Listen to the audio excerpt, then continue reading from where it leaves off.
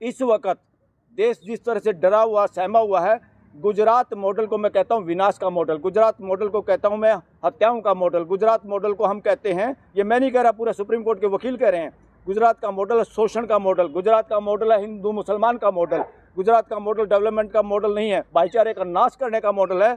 उस मॉडल के अंदर जो सही बोलना चाहते थे, कुछ लोगों की हत्याएं हुई, कुछ लोगों को अभी भी जो अफसर समय पे बोलना चाहते थे या बोले, उनको जेल में आज भी जमानत सुप्रीम कोर्ट तक नहीं मिली। हम इस मामले में भी विचार करने के लिए कह रहे हैं, हाई कोर्ट सुप्रीम कोर्ट ऐसे लोगों के बारे में विचार करे, देश जाग चुका है।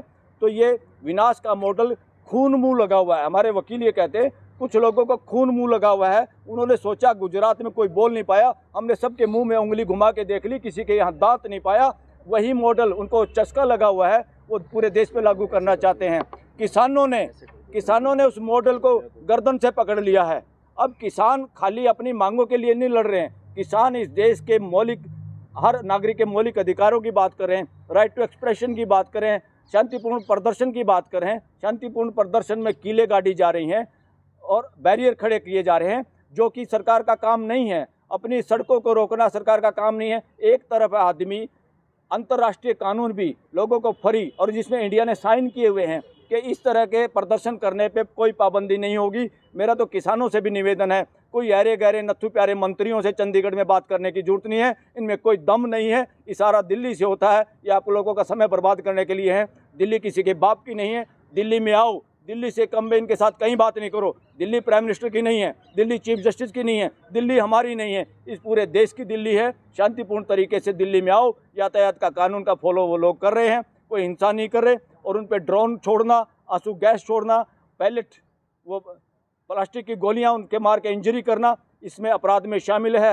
हरियाणा सरकार भी शामिल है और भारत की सरकार भी शामिल है। इसमें जो भी प्रशासनिक अधिकारी हों, इवन मंत्री संतरी हों, इन सब के खिलाफ FIR दर्ज होनी चाहिए। ये अपराधी लोग हैं, ये संविधान को फॉलो नहीं कर रहे, किसान संविधान को फॉलो कर रहे हैं। इसलिए पूरे देश के लोगों से विनती है, किसानों की मदद करो। अब किसान खाली अपने MSP के लिए नहीं लड़ रहा, किसान उस बात के लिए लड़ रहा है जहां रूस के जार से देश के किसान और मजदूर लड़े थे और धराशायी किया था उन बदमाशों को।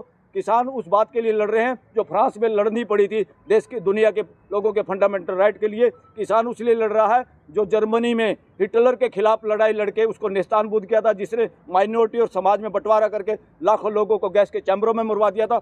चौथा पांचवा नाम अगर देश में आएगा किसी तानाशाह का, वो फ्यूचर में होगा इस देश के प्राइम मिनिस्टर नरेंद्र मोदी का नाम। उसी तरह का, उसको लोगों की बात सुनना पसंद नहीं, उसको अपनी अकड़, उसकी सारी की सारी कैबिनेट गुंगों की है, नपुंसक लोगों की है। बीजेपी के लोगों से भी निवेदन है, मेजोरिटी में अच्छे लोग हैं, RSS में मेजोरिटी में अच्छे लोग हैं, वो बोलें और तानाशाही करने वालों को गर्दन से पकड़े, उनको खुड्डे लाइन लगाए। थैंक यू वेरी मच साथियों।